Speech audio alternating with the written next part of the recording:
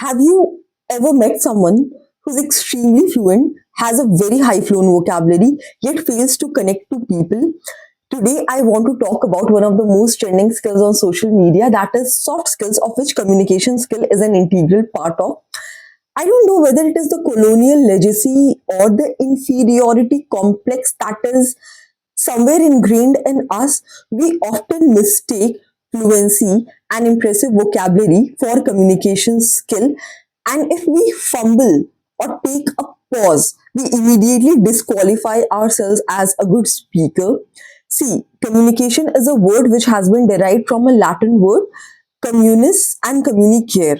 That means a common space of understanding. Suppose I deliver a very impressive speech in which I include too many quotes, many impressive words, but I fail to connect to the audience. Then what is the point of that speech? If my core message does not reach the audience and they do not absorb it, then all my efforts will definitely go in vain.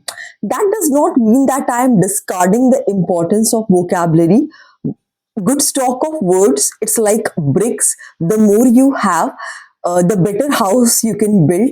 I have copied it from Javed Akhtar's speech. But the problem is not giving importance to good vocabulary or fluency. The problem is that we put people on pedestal if they are very fluent or they have a good stock of words. What we should prioritize is that whether their speech, whether their speaking skills, first of all, they are able to connect to the audience or not.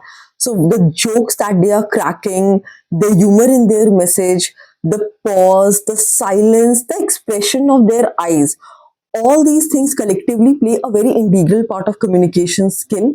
So we should stop deifying people, deifying, if they are only, if the only quality that they have is Faratedar and Angrezi. That should not be the one and only goal. Sometimes when we go on and on and on, and someone is just silently listening to us, that is also a part of communication skill.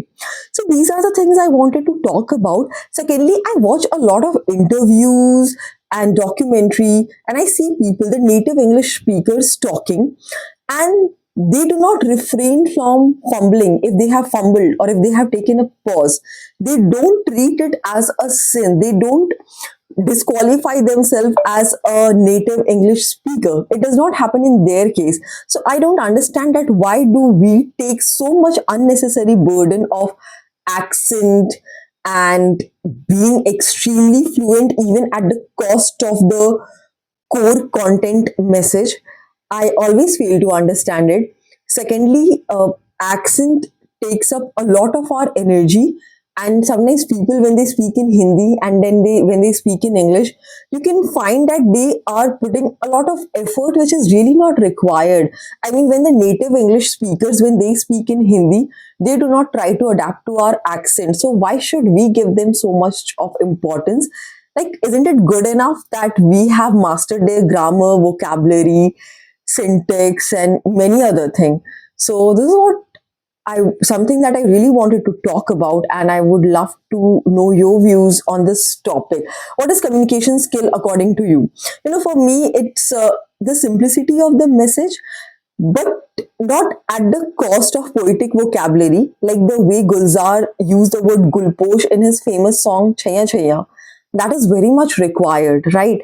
So to have a fine understanding of when to use right words at the right place. Secondly, the emotions, whether you are able to understand the emotions of the listener or not. So you should be someone who is master in reading the mood of the room.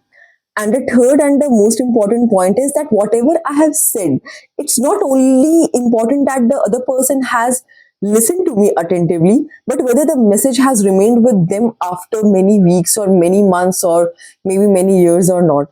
So, but I would love to know your views, and of course, I'm open to corrections. So, do tell me about it.